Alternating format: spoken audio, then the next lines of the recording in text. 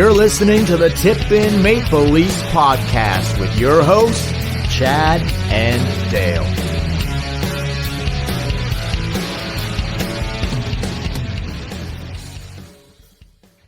Bonjour, and welcome to the Tip In Maple Leafs podcast, episode number 239. I'm Chad. I'm Dale. Coming up on this one, we're going to look back at a weekend where the Leafs beat the Wings and the Leafs beat the Habs. And there ain't nothing better than a Saturday night beating of the Montreal Canadiens. No, there's not. Great Nothing stuff. better, baby. No. A lot of stuff coming up on this episode, guys. We're going to talk about, like Chad just said, 2 big wins on the weekend. We're going to talk about special teams. We're going to talk about Matthews being out, Matthews coming back, what they're going to do. We're going to fire up a little seggy tonight. Hot in the slot or hit the showers. We haven't pulled that one out in quite some time. Going to talk about the goaltending and a little bit about Pacioretty as well. This guy can't get a break, but we'll get to that later. Off the top, Chad, no Matthews. No problem. Well, they always do this, okay? I know. Like, what we did call this right when he got injured, we're like, they're gonna go on a run here, 100%. Yep. That's what the Leafs do. Every time you think that this is it, like, okay, Matthews is out. What are they gonna do? No, they win. They go ahead and win. Not only they win, they're like outscoring everybody like crazy. Haven't looked better. Played their best hockey all season this past week without the captain in the lineup. How does this happen? How does this happen? Everything's clicking. Defense is clicking. Scoring goals. PP is on fire. Help me make sense of this. How does this? Your best player goes out, and then all of a sudden they look like, okay, no problem. We're just going to dominate fucking everybody. Like, how does this happen? How is this? I don't know. And every time someone goes out like this, like when Morgan Riley goes down, they seem to win. Every player looks better. I don't think they've lost a game with Morgan Riley out of the lineup. I don't think they've lost a game without him out of the lineup. I know it's crazy. It's crazy. But Chad, the stats are similar without 34. It's crazy. It's wild stuff, man. But they don't look like the same team when Matthews goes out. Everybody plays different. Everybody's playing better. I don't get it. I don't get. Mitch Marner looks fucking unreal. Like, why does it take for this for something like this to happen for guys like Mitch, and he's not the only one. JT, Willie, like Riley, they all look good. So like, why does it take for this for them to be like, okay, now we better put the fucking pedal to the metal? Like, what? Like, it just doesn't make fucking sense, man. It just doesn't make any sense. I know. I have no idea. But you know what? I'll take it. I'll take it. You know what else I'll take right off the top here? You got anything off the top? Because I'm going in with a heater out of the gates. No, let's bring the heat. Bring the heat, man. What do you got? Hall of Fame weekend, brother, in Toronto. There's nothing better. The best weekend of the season by far. My favorite weekend of the season, Hall of Fame weekend. And I saw something I did not expect to see. I'm not sure if you saw what I saw. I'm talking about Eddie the Eagle Belfour. Full suit and tie on Friday night. No leather jacket to be found. I could not believe my eyes, folks. Chad, did you see what I saw? Did you see it the same way? Did you have to do a double take? Could you believe what you were seeing? Thought I dreamt it. I saw it and I was like, I'm dreaming. This isn't happening right now. My only theory was that he got out of the shower and couldn't find his leather jacket. Had to put a suit on. Did you know that he was on like the full committee? Because I did not. No idea. That must be a recent development, because I did not know that he was like full Hockey Hall of Fame committee, man. Well, I think he just runs the party side of it. He's like the party committee. You know, before they went out on the ice, red carpet style here before that game on Saturday or on Friday, you know, he had a fucking pair of jeans and a leather jacket on, and Lanny McDonald or somebody probably said to him, okay, Ed, you might want to pop on a a jacket and a tie here, like a suit jacket and a tie, because that's just not his style, man. He puck drop at 7:00 on Friday. What time do you think he started drinking Belfour spirits? Thursday at 3. So a full 24-hour bender. Yeah, good. Yeah. I mean, he says right in the commercial, buy one. No, what is it? Buy two, and I'll help you drink the second one. Yeah. Buy one, I'll sign it for you. Buy two, I'll help you drink the second one. You got it. But what used to be an old sponsor on this show, but we had a little falling out, and it just. Oh, I wouldn't call it that. I wish we could still do that.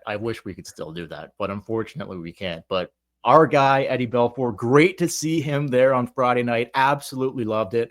And another bunch of old familiar faces, Lenny McDonald. He's the whole head of the thing now. But Larry Murphy as well. How long's he been on the committee for? Bunch of former Leafs. It's like all former Leafs. Yeah. Well, yeah.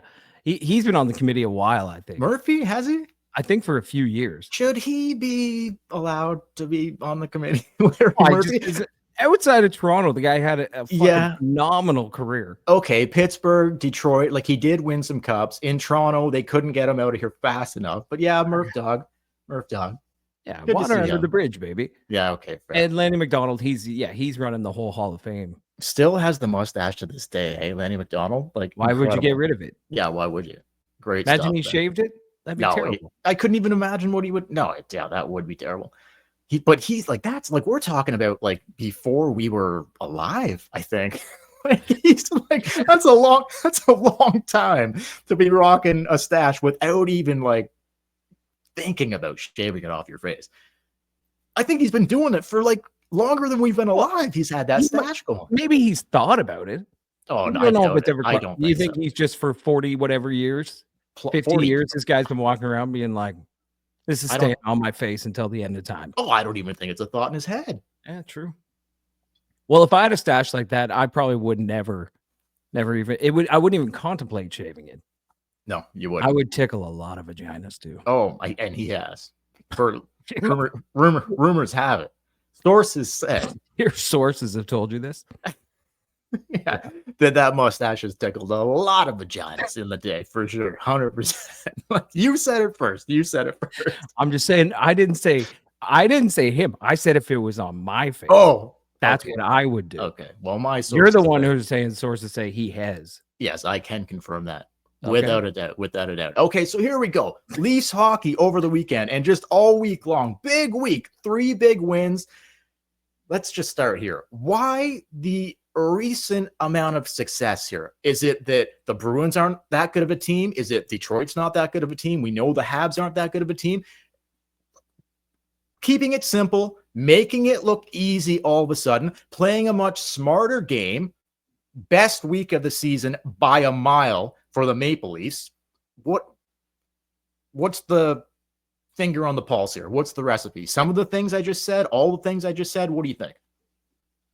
Just overall in general? Yeah, overall. Like weaker opponents is helping, or are the Leafs elevating and that's what's going on? It's the special teams. Yeah. Like you're killing penalties and you're scoring power play goals. Like that, I don't think they scored, like they're not really scoring 5-on-5 now. All of a sudden, all their goals are coming on the power play. Yeah.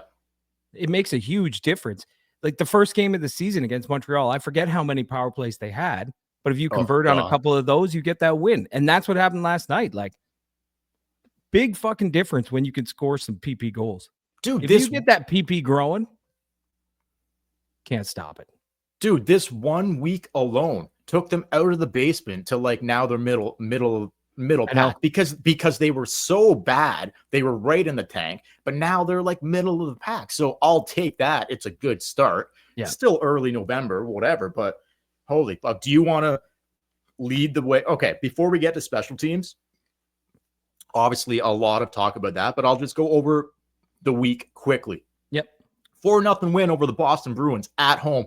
3-1 win over the Detroit Red Wings at home. 4-1 win over the Montreal Canadiens at home. 6 points on the line. Leafs get all 6. Outscored their opponents 11-2. Huge wins, huge points against all teams in your divisions. These were all 4-point games, brother. And they just cleaned fucking house with all 3 of these fucking teams.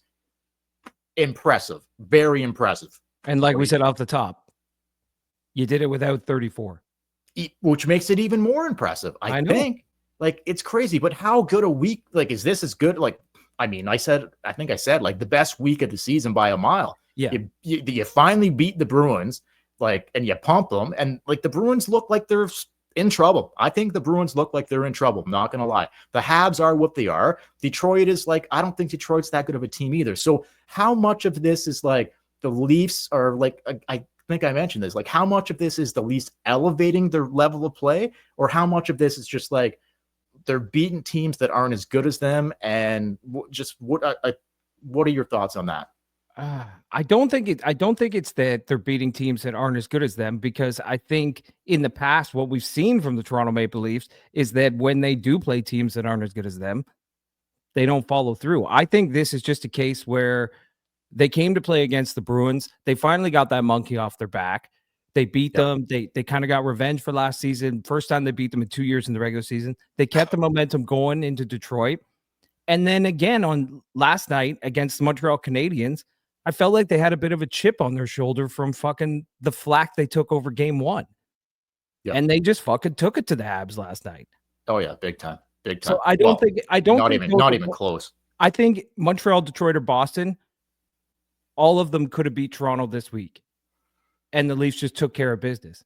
Yeah. So it's not that the opponent was weak. I think the Leafs just it wasn't even that they elevated their play. They just took care of fucking business, man. Okay. They played to the system. They got the power play going. They got the penalty kill going. That's what they did. They just fucking took care of business. Yeah. Just like Eddie Belfour in a suit on a Friday night, taking care of business. I can't imagine what kind of business he took care of after that game, but more on that later. But like, just wait. We're getting there. But again, like I said at the top, like keeping it simple, making it look easy. That's what I'm saying. Playing a much smarter game. Like, it's just like, simplify it. You don't have to make it like perimeter fucking crazy shit. Go to the net, get some fucking they're driving the net. There's so many positives all of a sudden now that I'm like, they're pulling me back in. They're pulling me back in. Like, okay, hang on, wait a second. Like, can these guys like get this figured out under Berube? Remains to be seen, but I'm liking what I'm seeing now a hell of a lot more than like, we're not going to go back to Columbus and like this kind of shit, St. Louis and whatever, but my goodness, right? Well, like even just this season. Like, we were talking about it.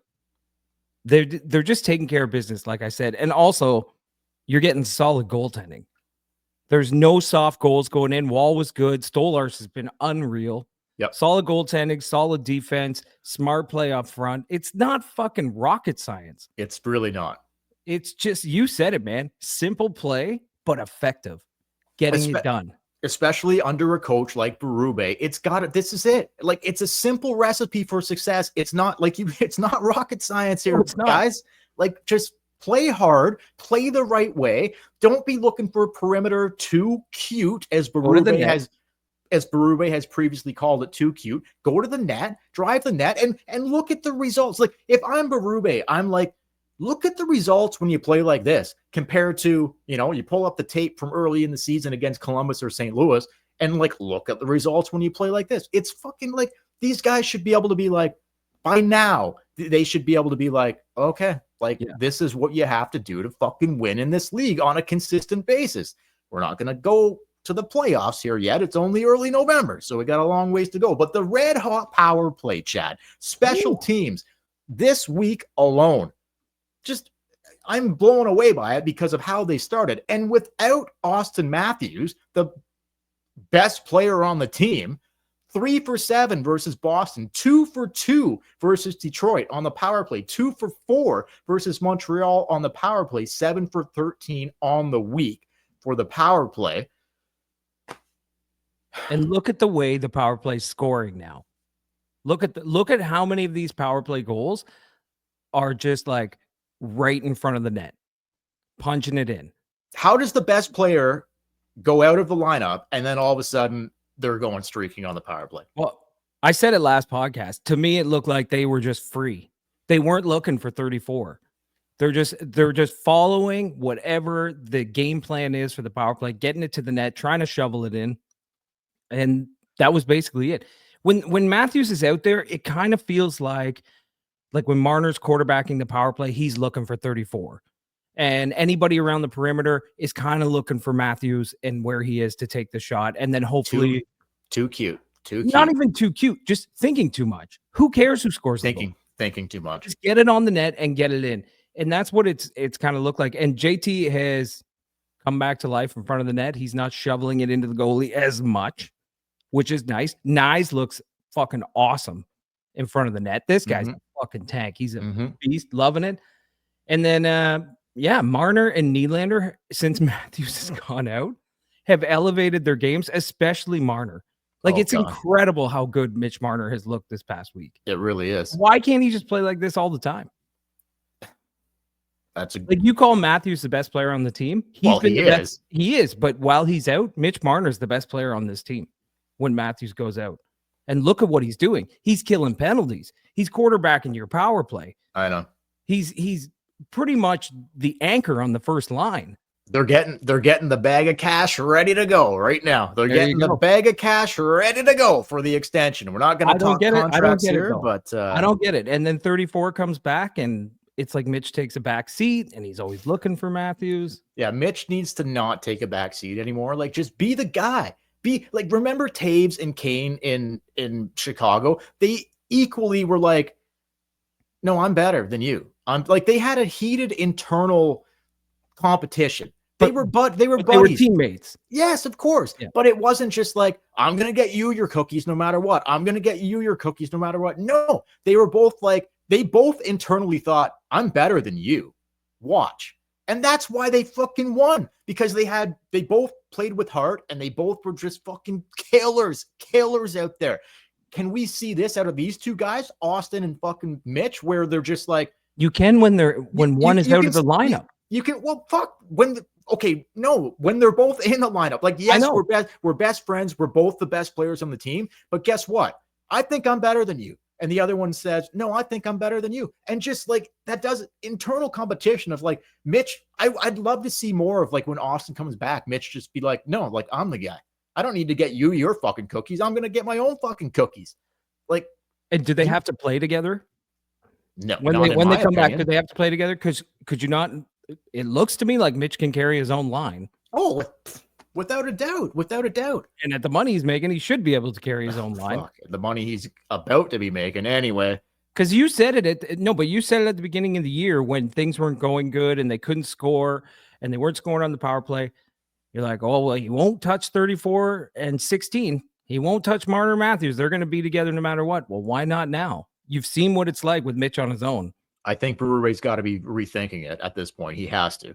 Anyway, spread it out, baby. Spread it out, just like Eddie Belfour would. I want to quickly give some shout out to the penalty kill. The Bruins went 0 for 6 this week against the Leafs. Detroit 1 for 3. Montreal 1 for 2. The Leafs allowed 2 goals on the power play in 11 attempts. So that's very impressive as well. So not only did they get their own power play cooking, but their penalty kill was fucking humming too. They only allowed 2 goals on 11 fucking chances. They only allowed 2 goals all week.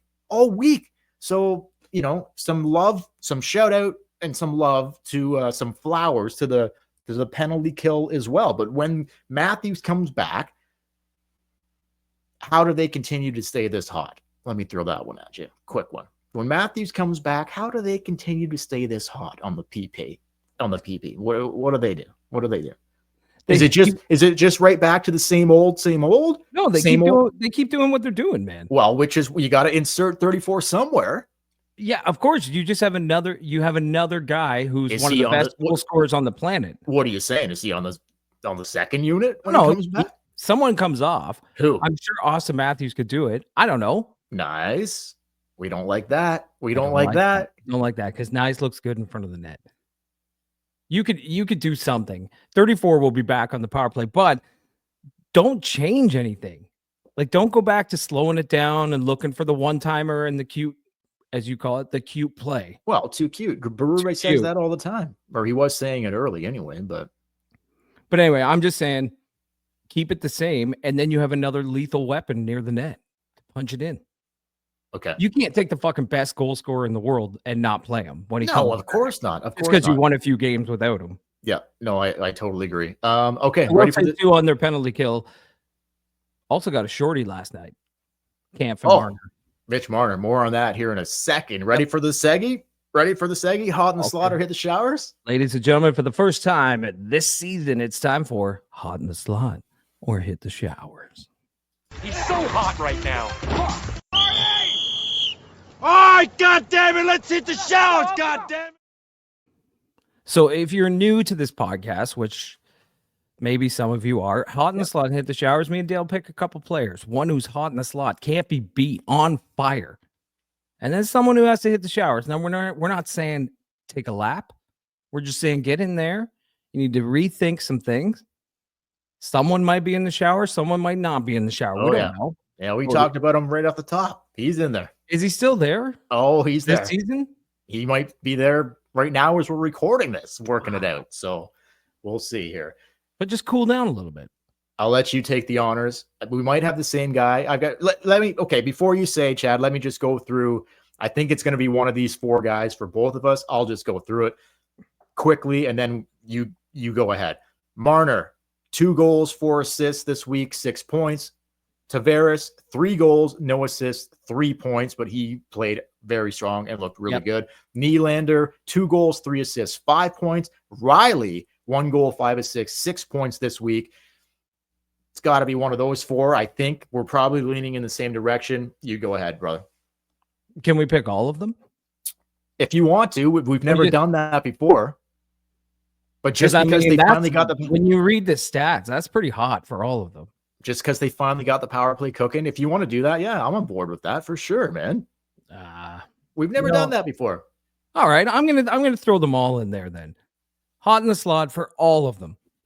The incredible week. Everybody's kicking it. Everybody's following the game plan, playing along. Love it. Big boner right now. Boner. Hey, Mr. Steve. Boner. Mike. Growing pains. I was gonna go with Marner, but I'm cool with like all 4 of those guys because like they. Really when you read out the stats, it's like holy shit, that's a great week for everybody. It really is. The shorthanded goal was awesome. Like I thought Mitch was going to shoot, but he passed it over to Camp, and then he ended up he like went back to the front of the net and popped it in.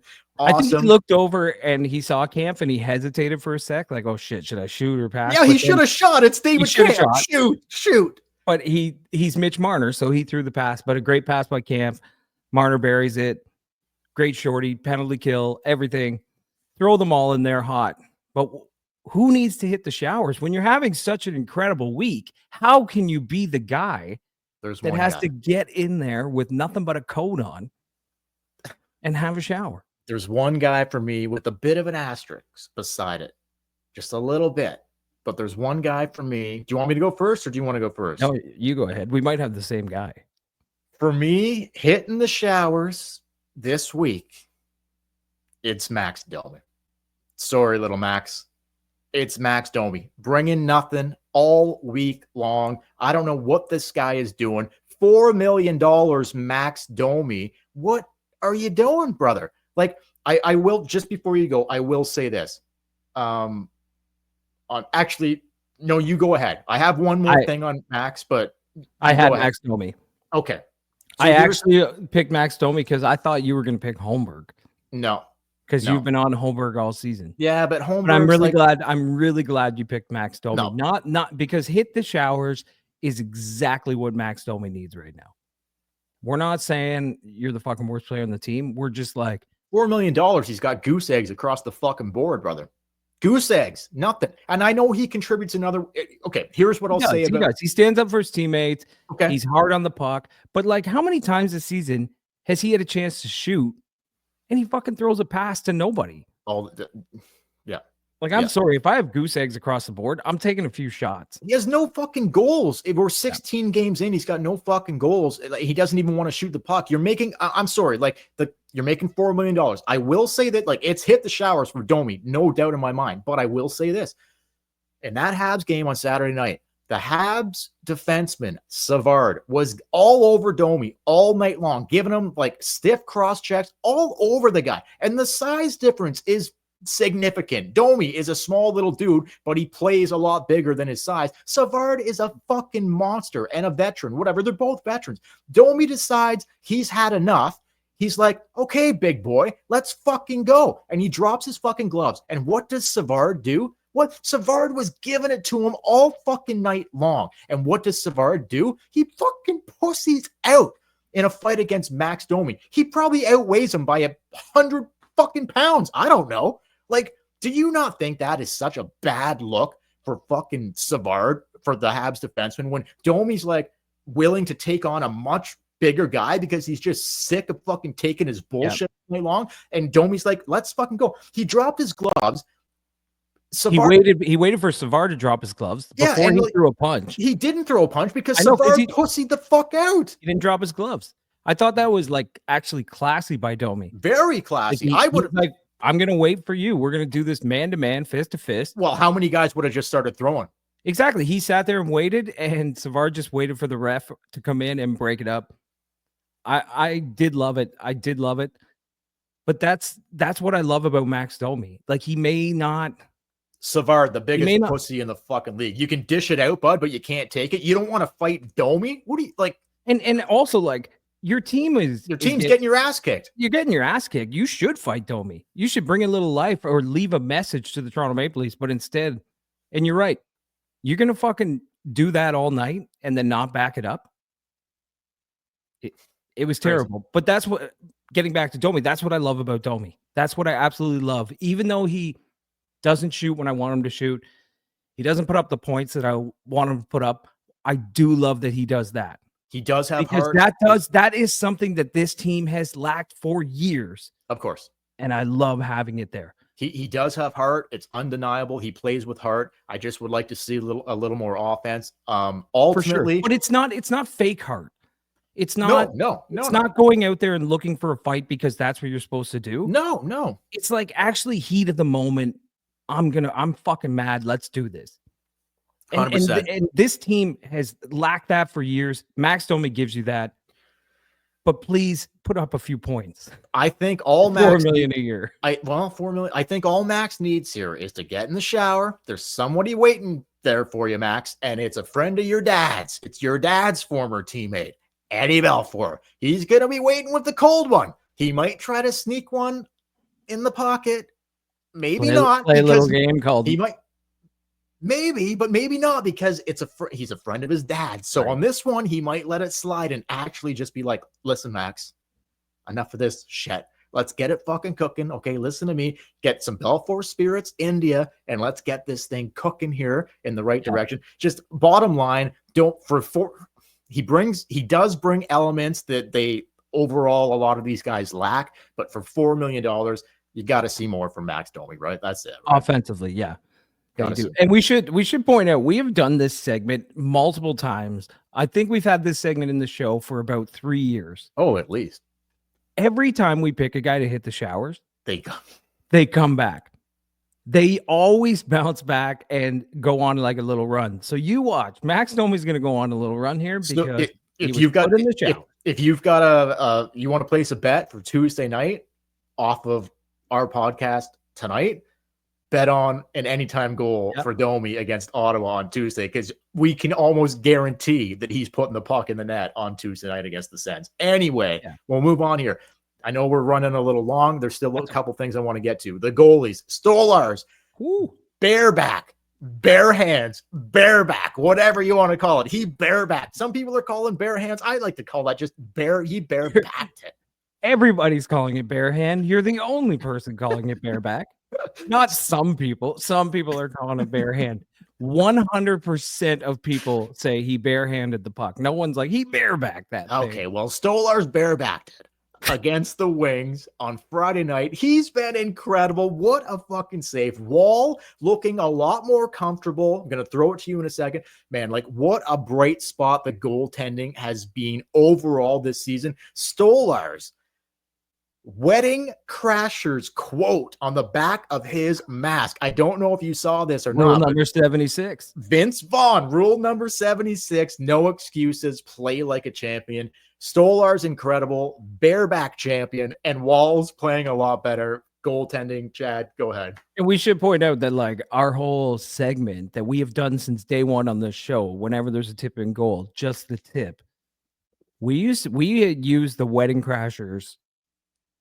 We did. What the thing that he says, like, let's play a little game called Just the Tip. It's still there. It's still there, but YouTube won't allow us to use it. No, we will be using it again. All right, we will use it again. But anyway, when I saw that, I was like, oh, can I love this guy more? Like Stolarz is he's becoming like my favorite player on the fucking team. Yeah, incredible. The goaltender, Wall looked good. He looked more himself than he has all season, and that's probably expected for not playing at the start.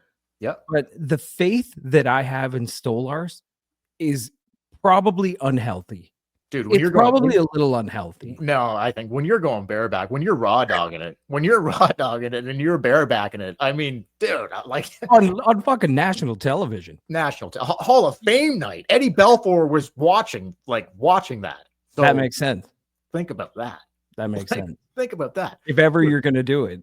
We do a goalie segment on this show called The Eagle's Nest where we rate the goalies. We didn't do that tonight. We could have easily done that, but we decided to do Hot in the Slot or Hit the Showers instead. But let's think about this for a second. We've got 3 segments or 3 tiers on The Eagle's Nest. What are they? Spread Eagle doesn't get better than that. Stiff Hawk, mediocre, pretty good play, not hurting you. Consistent. And what's the worst one? Sweaty Hog. Sweaty Hog, absolute worst. We might need to add a 4th tier here. Bareback. So is that just when you are just out of this world, or is that just when you grab something with your bare hand? I think bareback surpasses spread. The spread eagle might be incredible. Bareback might be unstoppable. So we'll have to think about that. We'll talk about that, but we might have to add a 4th tier to our goalie segment there. And it might be bareback. And it's just because like, I've never seen that in my life. When have you seen a guy just fucking bare hand a puck? He's like, right here, folks. It's right here in my bare fucking hand. Like, when have you ever seen that? I've never seen it. I've never seen it. No. I'm glad you said bare hand. Because that's what happened. Yeah. Well. Okay, yeah, we're gonna add bareback to the segment. So to be bareback, we'll talk about it. We'll talk about it. Anything more on the goalies? I got one more thing before anything more on the goalies? No, just totally impressed. And just what I was talking about Stolarz being unhealthy, like an unhealthy relationship that I'm starting with Stolarz because I'm believing that he's a number 1 and can do it, is that he has never done it before. That's and true, that could be unhealthy because we could get into February and fucking he just comes back down to earth. But right now, Rule 76, man, I love that. When I rule saw number 76, when I saw the Wedding Crashers quote, I'm like, this guy means. And then the bare hands, then the bareback. Well, what right? Wedding Crashers, bareback. He obviously loves barebacking it. Think about it. It's probably his favorite. If he's got the quote on the back of his bucket, probably his favorite movie. Vince Vaughn, Owen Wilson. Sorry. Luke Wilson. Anyway. All right. What do you got to wrap this up? Well, this is very unfortunate. I hate to go out on a sour note, but it is what it is. Like, Pacioretty blows out his fucking groin. I know he was holding the back of his leg. People are saying hamstring. Well, guess what? The Tip In Maple Leafs podcast has been around long enough. We know a groin injury when we see it. This is not hamstring, folks. This is full-blown groin. I feel bad for this guy. Just can't stay healthy. He's playing great hockey.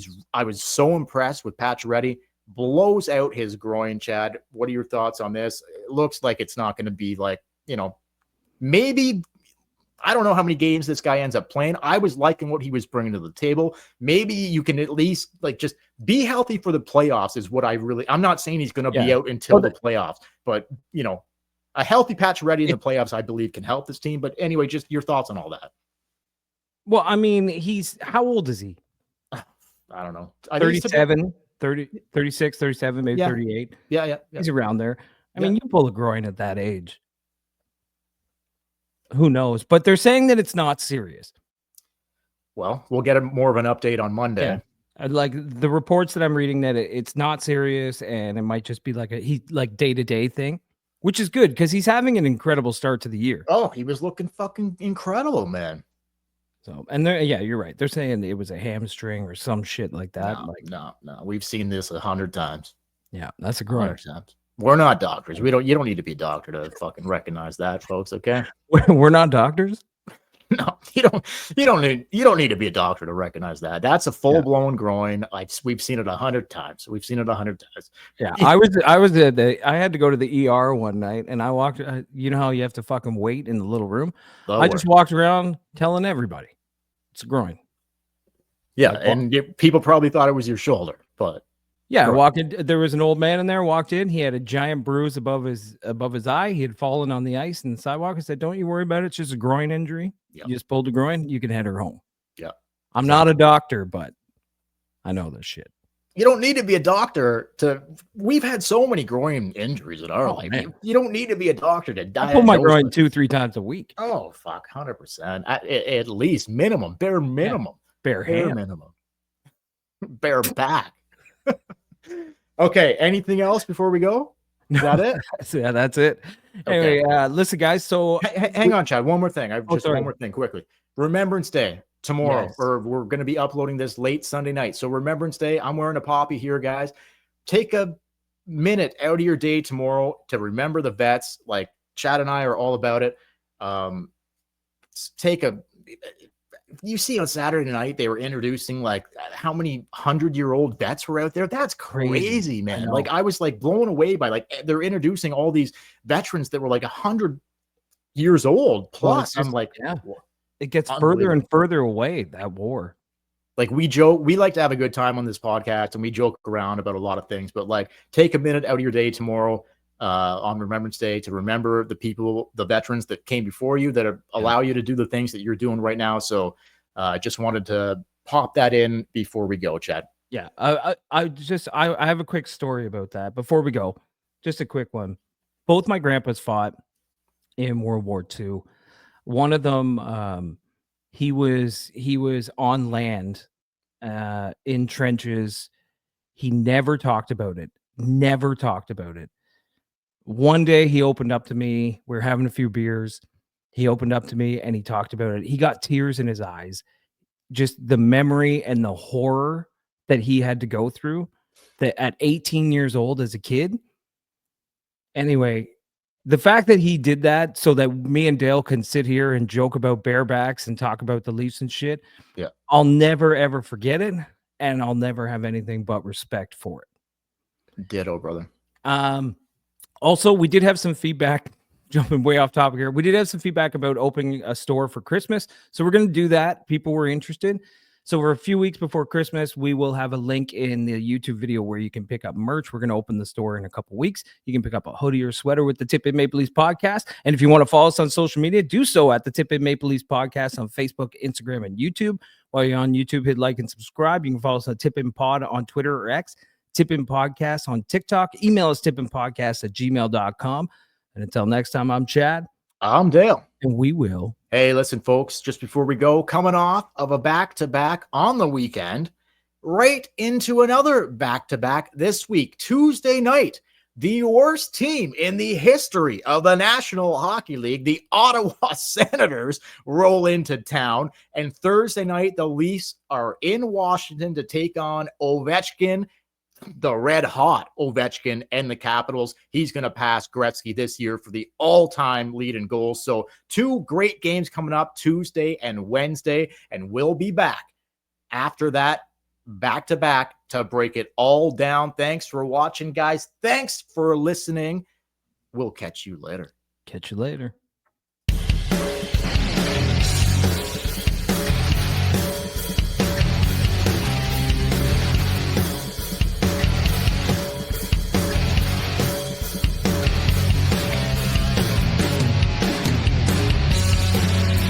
You're listening to the Tip In Maple Leafs podcast with your hosts, Chad and Dale.